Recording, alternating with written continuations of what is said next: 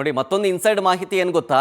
ಚಿನ್ನಯ್ಯ ಈ ಗ್ಯಾಂಗ್ ಜೊತೆಗೆ ಇದ್ದಂತಹ ಸಂದರ್ಭದಲ್ಲಿ ಇದೇ ವಿಚಾರಕ್ಕೆ ಸಂಬಂಧಪಟ್ಟಂತೆ ಗಲಾಟೆ ಆಗ್ಬಿಟ್ಟಿದೆ ಅನ್ನೋದು, ಅದಕ್ಕೆ ಬಂದು ತಪ್ಪೊಪ್ಕೊಂಡಿದ್ದಾನೆ ಚಿನ್ನಯ್ಯ. ಈಗ ಬುರುಡೆ ಗ್ಯಾಂಗ್ಗೆ ಕಂಟಕ ಫಿಕ್ಸು, 100% ಫಿಕ್ಸು. ಇದು ಪಕ್ಕಾ ಷಡ್ಯಂತ್ರ ಅಂತ ಹೇಳಿ ಕೋರ್ಟ್ಗೆ SIT ಮಾಹಿತಿಯನ್ನ ಕೊಡೋದಕ್ಕೆ ಮುಂದಾಗಿದೆ. ಹೊಸದಾಗಿ ಸೆಕ್ಷನ್ಗಳನ್ನ ಹಾಕಿದೆ ತನಿಖಾಧಿಕಾರಿಗಳಿಂದ. ಲಿಖಿತವಾಗಿ ಕೋರ್ಟ್ಗೆ ಮಾಹಿತಿಯನ್ನ ಕೊಟ್ಟಿದ್ದಾರೆ SIT ಟೀಮ್ ಕಡೆಯಿಂದ. ಕೋರ್ಟ್ ಅನುಮತಿಯನ್ನ ಪಡ್ಕೊಂಡು 10 ಸೆಕ್ಷನ್ಗಳ ಅಡಿಯಲ್ಲಿ ಕೇಸನ್ನು ದಾಖಲಿಸಿರುವುದು. BNS ಕಾಯ್ದೆಯ ಸೆಕ್ಷನ್ಗಳ ಅಡಿಯಲ್ಲಿ ಕೇಸನ್ನು ದಾಖಲಿಸಿ ತನಿಖೆಯನ್ನ ಕಂಟಿನ್ಯೂ ಮಾಡಲಾಗ್ತಾ ಇದೆ ಈಗ SIT ಟೀಮ್ನಿಂದ. BNS ಸೆಕ್ಷನ್ಸ್ಗಳು ಯಾವ್ಯಾವುದು ಹೇಳ್ಬಿಡ್ತೀನಿ ಒಂದ್ಸಲ. BNS 336, 230, 231, 229, 227, 228, 240, 236, 233 and 248 ಇಷ್ಟು ಸೆಕ್ಷನ್ಗಳ ಅಡಿಯಲ್ಲಿ ಕೇಸನ್ನು ದಾಖಲು ಮಾಡಿಕೊಳ್ಳಲಾಗಿದೆ.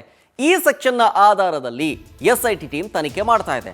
ಆ ಸೆಕ್ಷನ್ ಏನೇನು ಹೇಳುತ್ತೆ ಅದನ್ನು ನಿಮ್ಗೆ ಹೇಳ್ಬಿಡ್ತೀನಿ. ಮೊದಲಿಗೆ ಹೇಳಿದೆ ನಾನು 336 BNS ಅಂತ, ಕೃತಕ ದಾಖಲೆ ಹೆಸರನ್ನ ಹಾಳು ಮಾಡುವ ಉದ್ದೇಶದಿಂದ ಸುಳ್ಳು ಸಾಕ್ಷಿ ಅಂತ. ಈ ಅಪರಾಧ ಎಸಗಿದ್ರೆ ಗರಿಷ್ಠ 3 ವರ್ಷ ಜೈಲು, ದಂಡ 2 ವರ್ಷ ಕನಿಷ್ಠ ಜೈಲು. ಸೊ ಈ ಸೆಕ್ಷನ್ಗಳು ಇನ್ನೇನು ಹೇಳುತ್ತೆ ಅಂತ ಹೇಳಿ ಮತ್ತಷ್ಟು ಮಾಹಿತಿಯನ್ನು ಕೊಡ್ತಾರೆ ನಮ್ಮ ವಿಶೇಷ ಪ್ರತಿನಿಧಿ ಅರುಣ್ ಲೈವ್ನಲ್ಲಿ. ಅರುಣ್, ಈಗ ಟೋಟಲ್ ಆಗಿ ಈ ಸುಳ್ಳು ಹೇಳಿದ ಕೇಸ್ ವಿಚಾರಕ್ಕೆ ಸಂಬಂಧಪಟ್ಟಂತೆ ಕೋರ್ಟ್ಗೆ ಮಾಹಿತಿಯನ್ನು ಕೊಟ್ಟು ಅನುಮತಿಯನ್ನು ಪಡ್ಕೊಂಡು ಈಗ ಹೊಸ ಸೆಕ್ಷನ್ನ ಅಡಿಯಲ್ಲಿ ಈಗ ಕೇಸ್ ದಾಖಲು ಮಾಡಿಕೊಳ್ಳಲಾಗಿದೆ. ಆ ಸೆಕ್ಷನ್ಗಳಿಗೆ ಏನೇನು ಹೇಳುತ್ತೆ, ಜೊತೆಗೆ ಇದರ ಎಫೆಕ್ಟ್ ನೆಕ್ಸ್ಟ್ ಏನಾಗುತ್ತೆ ಆ ಅನಾಮಿಕಾ ಅಂತ ಬಂದಲ್ಲ ಮಾಸ್ಕ್ ಮ್ಯಾನ್ ಚಿನ್ನಯ್ಯಗೆ? ಶರತ್, ಪ್ರಮುಖವಾಗಿ SIT ತನಿಖೆ ಆರಂಭ ಆಗಿದ್ದೇನೆ ನ್ಯಾಯಾಲಯದ ಆದೇಶದ ಪ್ರಕಾರ. ACMM ಕೋರ್ಟ್ಗೆ ಅಫಿಡವಿಟ್ ಹಾಕ್ಕೊಂಡು ಕೋರ್ಟ್ ಸೂಚನೆ ಕೊಟ್ಟ ನಂತರ SIT ಟೀಮ್ ರಚನೆಯಾಗಿತ್ತು. ಹಾಗಾಗಿ ಈಗ SIT ಯಾವುದೇ ತನಿಖೆಯನ್ನು ಮಾಡಬೇಕಾದ್ರೂ ಅಥವಾ ಯಾರ ಮೇಲೆ FIR ಹಾಕಬೇಕಾದ ಸಂದರ್ಭದಲ್ಲೂ ಸಹ ಅವರು ನ್ಯಾಯಾಲಯಕ್ಕೆ ಮಾಹಿತಿ ನೀಡಬೇಕಾಗಿರುವಂಥದ್ದು, ಅನುಮತಿ ಪಡ್ಕೋಬೇಕಾಗಿರುವಂಥದ್ದು ಅದು ಅತ್ಯಗತ್ಯ. ಈಗಾಗಲೇ ಚಿನ್ನಯ್ಯನನ್ನು SIT ಟೀಮ್ ಬಂಧನಕ್ಕೆ ಒಳಪಡಿಸಿದೆ, ಅವನನ್ನು ವಿಚಾರಣೆಗೂ ಒಳಪಡಿಸಿದೆ. ಇನ್ನು ಸ್ವಲ್ಪ ಒಂದು ಬಹುಶಃ ಇವತ್ತೋ ನಾಳೆಯೋ ಚಿನ್ನಯ್ಯನನ್ನು ಕೋರ್ಟ್ ಮುಂದೆ ಹಾಜರುಪಡಿಸಬೇಕಾಗುತ್ತೆ, FIR ಕೂಡ ಹಾಕಬೇಕಾಗುತ್ತೆ. FIR ಹಾಕುವ ಸಂದರ್ಭದಲ್ಲೂ ಈ ತನಿಖೆಯ ಅವಧಿಯಲ್ಲಿ ಯಾವೆಲ್ಲ ಸೆಕ್ಷನ್ಗಳನ್ನು ಹಾಕೋದಕ್ಕೆ SIT ಸಿದ್ಧತೆ ನಡೆಸಿದೆ. ಸುಮಾರು 10ಕ್ಕೂ ಹೆಚ್ಚು BNS ಸೆಕ್ಷನ್ಗಳನ್ನು ಈಗ ಅಪ್ಲೈ ಮಾಡಲಾಗ್ತಾ ಇದೆ. ಒಂದೊಂದು ಸೆಕ್ಷನ್ ಕೂಡ ನೇರವಾಗಿ ಧರ್ಮಸ್ಥಳ ವಿರೋಧಿ ಗ್ಯಾಂಗ್ ಅಥವಾ ಈ ಮಹೇಶ್ ತಿಮ್ಮರೋಡಿ ಗ್ಯಾಂಗ್ ಏನು ಷಡ್ಯಂತ್ರ ಮಾಡ್ತಾಯಿತ್ತು ಆ ಷಡ್ಯಂತ್ರಕ್ಕೆ ಅವರಿಗೆ ಬೂಮರಾಂಗ್ ಆಗುವಂತಹ ಎಲ್ಲ ಸೆಕ್ಷನ್ಗಳನ್ನು ನೇರವಾಗಿ SIT ರೆಡಿ ಮಾಡಿಕೊಂಡಿದೆ. ಒಂದೊಂದು ನೋಡ್ತಾರೆ. BNS 336 ಇದ್ರ ಪ್ರಕಾರ ಫೋರ್ಜರಿ ಅಥವಾ ಸುಳ್ಳು ಸಾಕ್ಷಿ ಸೃಷ್ಟಿ ಮಾಡುವಂಥದ್ದು, ಕೃತಕವಾಗಿ ಎಲೆಕ್ಟ್ರಾನಿಕ್ ದಾಖಲೆಗಳನ್ನು ಮಾಡಿರುವಂಥದ್ದು ಈ ಒಂದು ಸೆಕ್ಷನ್ ಅಡಿಯಲ್ಲಿ ಬರ್ತದೆ. ಇದಕ್ಕೆ ಆಗುವಂಥ ಶಿಕ್ಷೆ ಆದ್ರೇನು ಗರಿಷ್ಠ 3 ರಿಂದ 7 ವರ್ಷ ಜೈಲು, 1 ಲಕ್ಷ ರೂಪಾಯಿಗಿಂತ ಹೆಚ್ಚು ದಂಡ ವಿಧಿಸುವಂತಹ ಸಾಧ್ಯತೆ ಇದೆ. ಎರಡನೇದು BNS 227, 248 ಸುಳ್ಳು ಸಾಕ್ಷಿ ಸೃಷ್ಟಿ ಮಾಡಿರುವಂಥದ್ದು ಅಪರಾಧ. ಇದು ಖಂಡಿತವಾಗಿ ನ್ಯಾಯಾಲಯಕ್ಕೆ ನೇರವಾಗಿ ಅಫಿಡವಿಟ್ ಹಾಕ್ಕೊಂಡು ಸುಳ್ಳು ಹೇಳಿರುವಂಥದ್ದು ನ್ಯಾಯಾಂಗ ನಿಂದನೆ ಅಡಿಯಲ್ಲಿ ಬರುತ್ತೆ.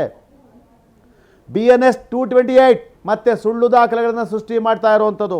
BNS 229 ಇದರ ಪ್ರಕಾರ ನ್ಯಾಯಾಂಗಕ್ಕೆ ಮೋಸ ಮಾಡಿದ್ರೆ, ಈಗಾಗಲೇ ಮಾಡಿದಾರಲ್ಲ, ನ್ಯಾಯಾಂಗಕ್ಕೆ ಮೋಸ ಮಾಡಿದ್ರೆ ಕನಿಷ್ಠ 7 ವರ್ಷ ಶಿಕ್ಷೆ.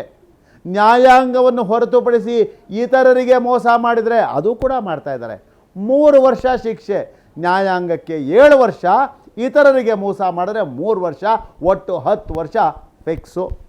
BNS 230 ಇದರ ಪ್ರಕಾರ ಸುಳ್ಳು ದೂರು ನೀಡಿ ನಿರಪರಾಧಿಗೆ ಶಿಕ್ಷೆ ಆಗುವ ಹಾಗೆ ಮಾಡಿದ್ರೆ ಯಾವ ರೀತಿಯ ಶಿಕ್ಷೆ ವಿಧಿಸಲಾಗಿರುತ್ತೋ ಅದೇ ಶಿಕ್ಷೆ ಸುಳ್ಳು ದೂರು ನೀಡಿದವರಿಗೂ ಅನ್ವಯ ಆಗುತ್ತೆ. ಒಂದು ವೇಳೆ ಈಗ ಯಾರೋ ಒಬ್ಬ ನಿರಪರಾಧಿಗೆ ಮರಣದಂಡನೆ ಶಿಕ್ಷೆ ಆಗೋ ಹಾಗೆ ಮಾಡಿದ್ರು ಅಂತ ಇಟ್ಕೊಳ್ಳಿ, ಯಾರು ಸುಳ್ಳು ದೂರು ನೀಡಿ ನಿರಪರಾಧಿಗೆ ಮರಣದಂಡನೆ ಆಗೋ ಹಾಗೆ ಮಾಡಿದ್ರೋ ಅವರಿಗೂ ಮರಣದಂಡನೆ ವಿಧಿಸುವ ಅಥವಾ ಆಜೀವ ಕಾರಾಗೃಹ ಶಿಕ್ಷೆ ವಿಧಿಸುವ ಅಥವಾ 10 ವರ್ಷ ಕಠಿಣ ಜೈಲು ಶಿಕ್ಷೆ ವಿಧಿಸುವಂಥ ಅವಕಾಶ ಈಗ ಕಾನೂನಿನಲ್ಲಿ ಇದೆ. ಮುಂದಿಂದು BNS 238 ಇದರ ಪ್ರಕಾರ ಸಾಕ್ಷಿದಾರರಿಗೆ ಬೆದರಿಕೆ ಹಾಕಿ ಅವರ ಮೂಲಕ ಸುಳ್ಳು ಸಾಕ್ಷಿಯನ್ನು ಹೇಳಿಸುವಂಥದ್ದು ಈಗ ಮಾಡ್ತಿರೋದು ಅದೇ ಅಲ್ವಾ. ಚಿನ್ನಯ್ಯ ಈಗಾಗಲೇ ಆ ವಿಷಯ ಬಾಯಿ ಬಿಟ್ಟಿದ್ದಾನೆ SITಗೆ ಅಂತ ಹೇಳಲಾಗ್ತಾ ಇದೆ. ತನಗೆ ಬೆದರಿಕೆ ಹಾಕಿ ತನ್ನ ಮೇಲೆ ಒತ್ತಡ ಹೇರಿ ತನ್ನ ಮೂಲಕ ಸುಳ್ಳು ಸಾಕ್ಷಿಯನ್ನು ಹೇಳಿಸಲಾಗ್ತಾ ಇದೆ ಅನ್ನುವಂಥ ಮಾತನ್ನು ಚಿನ್ನಯ್ಯ ಈಗಾಗಲೇ SIT ಮುಂದೆ ಹೇಳ್ತಾ ಇದ್ದಾನೆ. ಅಷ್ಟೇ ಯಾಕೆ, ಸುಜಾತಾ ಭಟ್ ಕೂಡ ಇದೇ ರೀತಿಯ ಹೇಳಿಕೆಯನ್ನು SIT ಮುಂದೆ ದಾಖಲಿಸ್ತಾ ಇದ್ದಾರೆ. ಆ ಮೂಲಕ ಸುಳ್ಳು ಸಾಕ್ಷಿಗಳನ್ನು ಸೃಷ್ಟಿ ಮಾಡಿರೋದು, ಸಾಕ್ಷಿದಾರರ ಮೇಲೆ ಬೆದರಿಕೆ ಹಾಕಿ ಒತ್ತಡ ಹೇರಿ ಅವರ ಮೂಲಕ ಸುಳ್ಳು ಸಾಕ್ಷಿಗಳನ್ನು ಹೇಳಿಸ್ತಿರುವಂಥ ಅಪರಾಧವನ್ನು ಈಗ ಮಹೇಶ್ ಶೆಟ್ಟಿ, ತಿಮರೋಡಿ ಆ್ಯಂಡ್ ಗ್ಯಾಂಗ್ ಮಾಡ್ತಾ ಇರುವಂಥದ್ದು ಬಹುತೇಕ ಸಾಬೀತಾಗಿದೆ. ಇದನ್ನೇ SIT ಟೀಮ್ ಕೂಡ ಕೋರ್ಟ್ಗೆ ಮಾಹಿತಿ ಕೊಡ್ತಾ ಇದೆ. ಅದರ ಆಧಾರದ ಮೇಲೆ ಈಗ FIR ಕೂಡ ಹಾಕ್ತಾ ಇದ್ದಾರೆ.